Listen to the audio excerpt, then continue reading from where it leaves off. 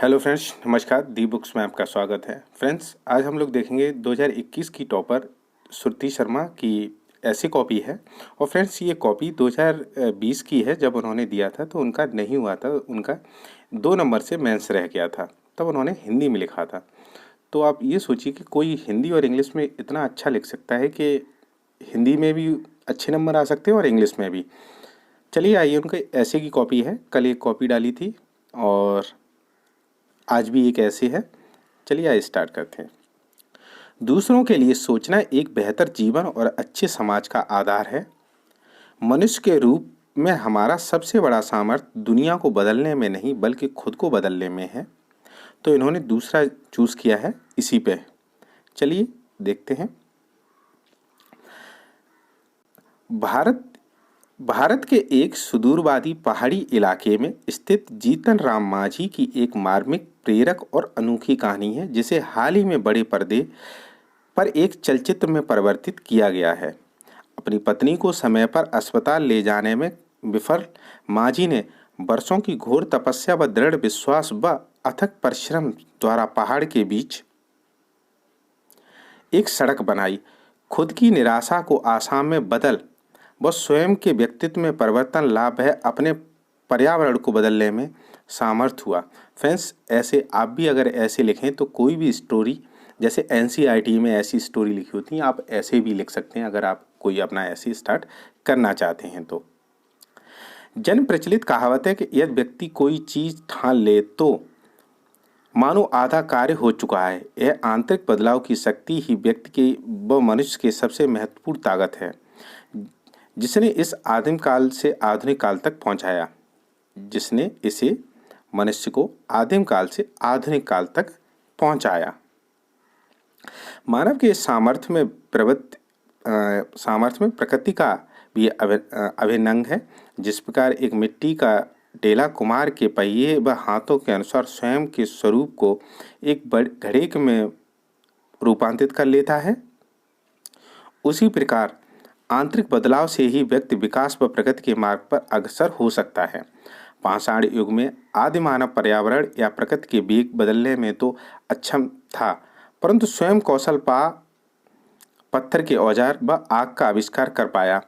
आगे चलकर अपने हुनर में और पारंगित हो पहिए का आविष्कार किया, जिस पर आधुनिक समाज की नींव रखी गई। ठीक है फ्रेंड्स, समाज का निर्माण भी क्रमशः समुदाय के आंतरिक पुनर्गठन और आपसी सहमति आदि से किया गया है। थॉमस हॉब्स के अनुसार प्रकृति में जीवन कठोर, छोटा व निर्दयी था। फ्रेंड्स, इनका ऑप्शनल हिस्ट्री रहा है, ठीक है, ये ध्यान रखिए।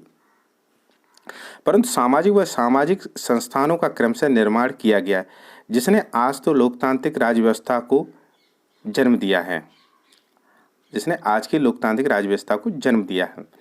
राजनीतिक स्तर पर भारत व विश्व में पंचायतों का विकेंद्रीकरण की प्रक्रियाओं की सफलता स्वयं में बदलाव की सफलता को रेखांकित करती है। स्वीडन में राष्ट्रीय नियोजन में बदलाव लाए बिना स्थानीय स्तर पर शिक्षा नियोजन सकारात्मक परिणाम लाया। फ्रेंड्स, देखिए, कल के भी ऐसे में मैंने आपको दिखाया था, इन्होंने करंट अफेयर्स लिखा है और देखिए इसमें भी इन्होंने करंट अफेयर्स लिखा है, मतलब ठीक है। पर्यावरण को सदैव स्वयं के हित हेतु बदलाव विध्वंसक परिणाम लाता रहा है व असाधारणीय विकास के कारण विश्व तापमान 1 डिग्री सेंटीग्रेड औद्योगिक क्रांति के समय से बढ़ चुका है। ऐसे में प्रकृति के साथ बदलने वाले कुछ उदाहरण विकास की दूसरी व्यापक परिभाषा के विकल्प में उठाते हैं। अरुणाचल प्रदेश में देखिए, अरुणाचल प्रदेश में इंदु मिश्मी प्रजाति की सर्दियों से बांधों के साथ समन्वय बनाकर रहती आई है। बाघों है। वह बाघ के मरने पर उनको मानव के समान दफनाती है। इस कारण प्रकृति मानव में समन्वय स्थिर है। ठीक है, ये भी करंट का ही है। पर्यावरणीय सततता व धारणीयता के साथ आर्थिक संधारणता भी मानव विकास का सूचक है। बांग्लादेश का ग्रामीण बैंक देख रहे हैं ये भी। बांग्लादेश का ग्रामीण बैंक व केरल की कुदुम्बश्री स्वयं सहायता समूह में हमें दिखाता है कि स्वयं संचालित बदलाव हमेशा सकारात्मक बदलाव देता है, क्योंकि हम न तो किसी दूसरे पर आश्रित रहते हैं, पर साथ ही स्वयं में बदलाव लाना एक समूची संस्था में बदलाव लाने से अत्यंत सरल है। ठीक है फ्रेंड्स, ये देखिए करंट भी लिखा है इन्होंने। विज्ञान हमारे समूचे वैश्विक दृष्टिकोण को सूचित करता है। एल्बर्ट आइंस्टाइन दुनिया के ढांचे को तो नहीं बदल सकते थे, परंतु उसे देखने की नज़रिए को तो जरूर परिवर्तित कर सकते थे। आइंस्टाइन की जनरल थ्योरी ऑफ रिलेटिविटी इसी प्रकार का परिणाम थी, जिसने मानव का विज्ञान के नए युग में आगमन किया।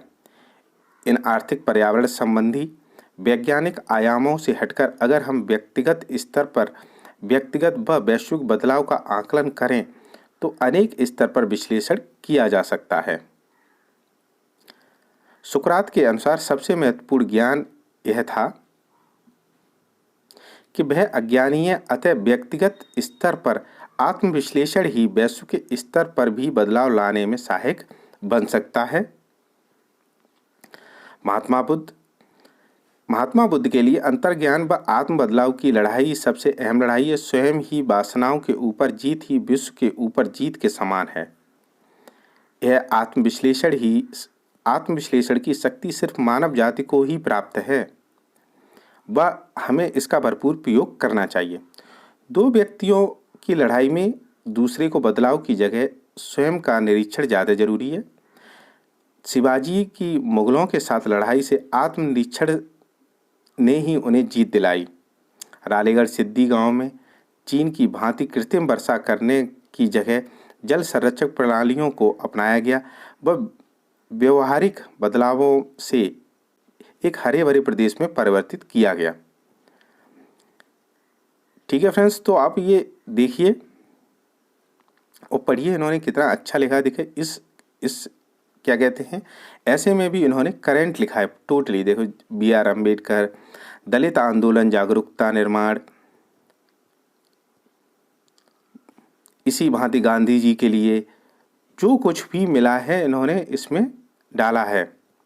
आप पढ़िए और ये जो कॉपी है वो मैं टेलीग्राम पे शेयर कर दूंगा, तो आप टेलीग्राम से वहाँ से डाउनलोड कर लीजिए इसको और एक बार ऐसे को आराम से चाहे फ़ोटो कॉपी निकलवा के पढ़िए चाहे कैसे भी पढ़िए, दोनों ऐसे को पढ़िए और लिखने की कोशिश करिए कि हाँ करंट भी आप लिख सकते हैं भरपूर मात्रा में। और इनकी इंग्लिश की भी ऐसे की कॉपी में दिखाऊंगा, उसमें भी इन्होंने बहुत करंट लिखा है, टोटली करंट अफेयर लिखा है, तो इसलिए भी अच्छे भी नंबर मिले हैं। ठीक है फ्रेंड्स, तो अगर वीडियो पसंद आए तो प्लीज़ लाइक करें, शेयर करें और चैनल को सब्सक्राइब जरूर करें। वीडियो देखने धन्यवाद। Thank you so much.